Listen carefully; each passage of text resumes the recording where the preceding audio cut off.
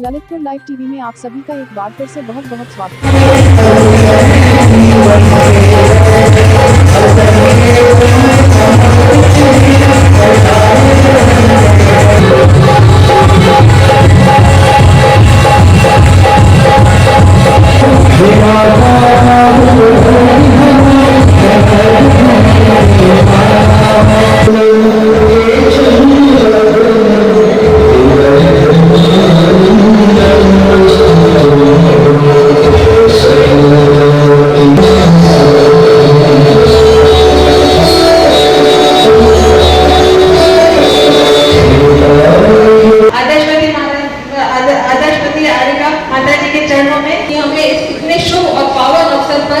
आज यहाँ आने का अवसर मिला।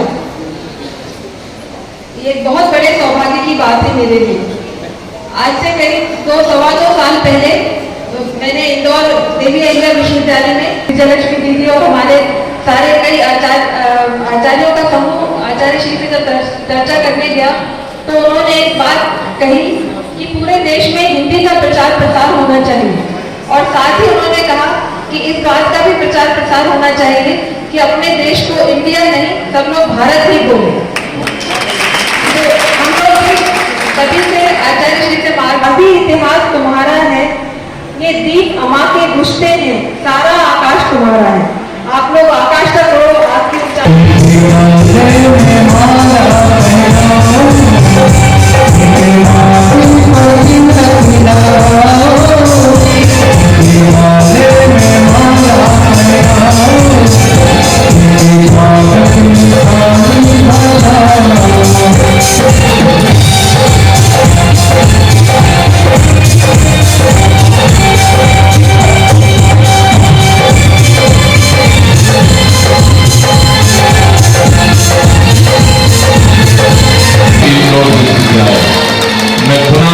शरणोत्तम मंगलम नमस्तस्यै सरस्वत्यै विमल ज्ञान मूर्तये विचित्रा लोक यात्रेयं यत् प्रसादात् प्रवर्तते अज्ञानतिमिरान्धस्य ज्ञानाञ्जनशलाकया चक्षुरुन्मीलितं येन तस्मै श्री गुरुवे नमः।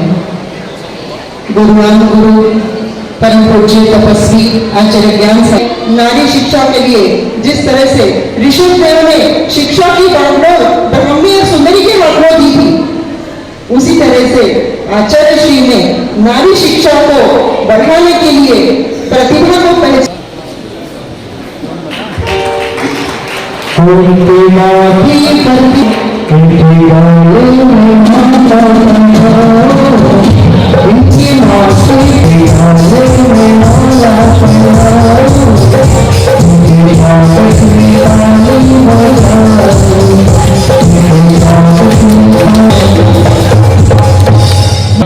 जैन समाज के मनीषीगण, मातृशक्ति, नौजवान भाइयों और जिनके प्रेरक उद्बोधन से हमारे ज्ञान चक्षु जागृत हुए और जिन्होंने पूरे हिंदुस्तान में जैन समाज को गौरवान्वित किया।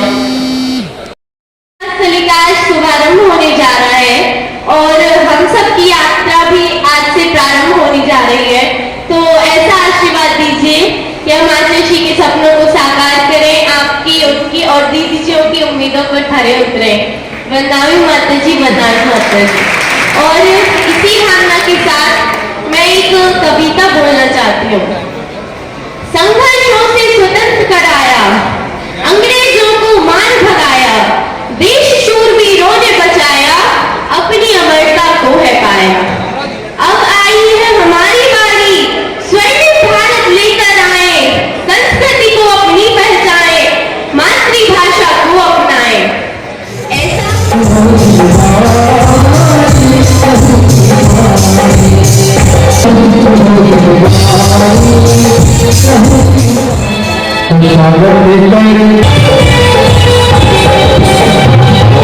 फिर गुरुजी ने मेरे ऊपर विश्वास रखा और मुझको ये मौका दिया कि मैं दीदी लोगों को वो चीजें सिखा सकूं जो मेरे यहाँ पे की जाती हैं। तो मेरे को इतना बड़ा सौभाग्य मिला गुरुजी की तरफ से कि 40 बहनें आगरा आई, वहाँ पे उनको मैंने उस हिसाब से सिखाया कि उस चीज को आगे फैलाया जा सके। और आज ये स्थिति है कि मैं अभी जबलपुर होके आया था 2 साल बाद, तो कोविड के चक्कर में नहीं जा पाया था।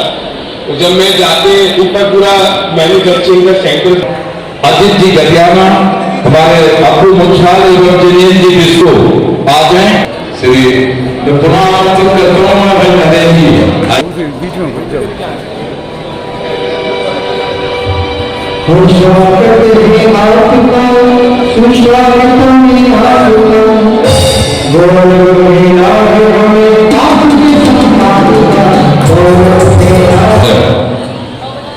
जो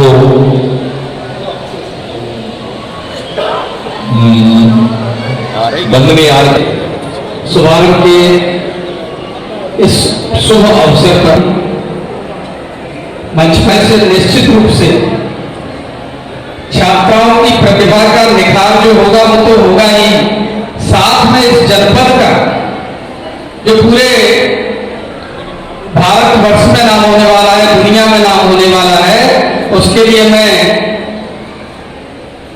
वंदनीय मां आदर्शमती जी के चरणों में नमन करते हुए उनका आशीर्वाद सदैव इस जनपद बना रहे, ऐसे सुवासित उनके हमें बने रहें, ऐसी कामना के साथ मैं चाहता हूं कि मैं आपका जनसेवक हूं। जहां कहीं भी मेरी उपयोगिता आप समझते हो, शासन के स्तर से, प्रशासन के स्तर से, निश्चित रूप से आप मुझसे कहिए, मैं आपकी सेवा में सदैव समर्पण भाव से तत्पर रहूंगा और काम करने के लिए बात हूं। आपने मुझे ऐसी योग्य बनाया है कि मैं, आप आदेश करके मुझसे सेवा ले सकते हैं और मैं सेवा के लिए निश्चित रूप से आपके चरणों में सदैव समर्पण के भाव से रहने वाला हूं। आप सभा राज्य की परम आदर्शमती माता जी की, परम दुर्गमती माता जी की, वंदनीय संघ की भी होता है तो आधी रात के वक्त होता है, किसी का जन्मदिन भी हो तो रात के 12 बजे होता है। इन संस्कारों को हम पुनर्जीवित कैसे करें, उसको करने का काम जिन्हें हम तीर्थंकर के रूप में देखते हैं, आचार्य विद्यासागर जी, उन्होंने किया। उन्होंने बहुत छोटी छोटी बातें लोगों के मन को झकझोरने के लिए कहा। उन्होंने कहा किसी देश के नाम 2 नहीं हो सकते, कि हम हिंदी में उसे भारत बोलें और अंग्रेजी में इंडिया बोलें। उन्होंने कहा कि जो हथकरघा है, हमारे आशीष भाई आए हैं जो हथकरघा के प्रतीक हैं, हथकरघा हमारे अंदर संस्कारों को और संस्कृति को जीवंत करने वाला एक धागा है। इस धागा को जितना हम पुनर्जीवित करेंगे, हम संस्कृति को पुनर्जीवित करने में उतना ही बड़ा अपना योगदान देंगे। आज आवश्यकता है, क्योंकि हम जानते हैं अंग्रेज जब आए और मुगल भी जब आए तो उन्होंने सबसे पहले हमारी विद्या को लूटा। आज जो लॉर्ड मैकाले की शिक्षा पद्धति है, जिससे लोग केवल रोटी कमाना जानते हैं, पद पे पहुंचना जानते हैं, लेकिन संस्कार से टूटते हैं। प्राचीन समय में हमारी जो एजुकेशन थी वो विद्या थी, वो रोटी तो उसका एक फल था, लेकिन उसकी जड़ संस्कार थी।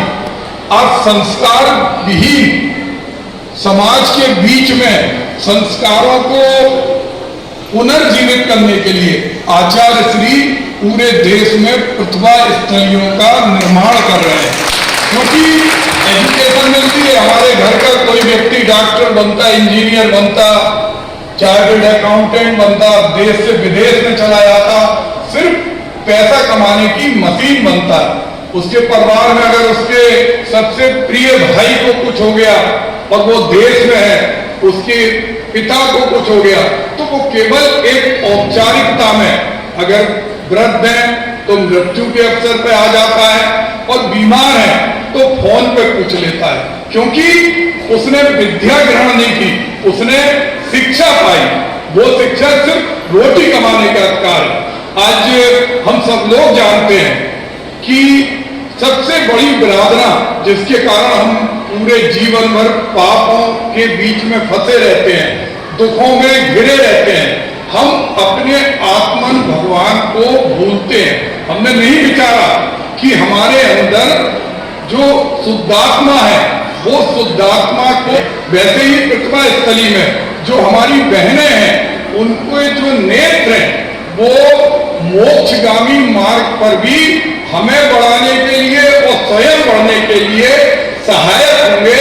ये आचार्य श्री की परिकल्पना है। मैं आज के दिवस पर पूरी कमेटी को और गौशाला समिति को और जो निर्माण समिति है, सभी एक एक विशिष्ट लोग बैठे, हम जानते हैं कि जैन समाज के लोग पूरी दुनिया में संख्या के आधार पर नहीं जाने जाते, हम गुणों के आधार पर जाने जाते हैं। हमारी क्वांटिटी नहीं है, हमारी क्वालिटी है। तो सभी जो हमारे गुणों के आधार पर यहाँ लोग बैठे हैं, उनके जीवन में भी ये सौभाग्य का विषय है, क्योंकि हम मंदिर और गुरुओं की सेवा अगर करने में, उसके बाद प्लेटो हो, अरस्तु हो, वो सारी संस्कृति हमसे बहुत पीछे थी। आइंस्टीन जैसे वैज्ञानिक ने कहा, उन्होंने कहा कि मैंने पूरी जीवन भर इतने सारे आविष्कार किए, इतना अपना पूरा जीवन विज्ञान में समर्पित किया, लेकिन जो दर्शन मैंने जैन दर्शन में पाया, मैं समझता हूं कि जहां साइंस खत्म होती है, वहां से जैन विज्ञान प्रारंभ होता है। तो मैं आज के दिवस पर पूज्य माता जी के चरणों में वंदनानी करता हूं, जिनके सानिध्य में एक बड़ा सपना पूरे देश के लिए आचार्य श्री के श्री चरणों की कृपा से होने जा रहा। और मैं परम प्रभु परमात्मा से ये भी प्रार्थना करता हूं, क्योंकि तुलना नहीं होती, लेकिन पूरे हिंदुस्तान में जितनी प्रतिभा स्थली बन रही, उनमें ललितपुर की प्रतिभा स्थली संस्कारों का पुरस्कार करे। जय Hind.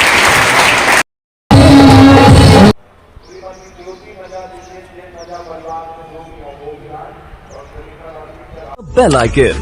Never miss an update.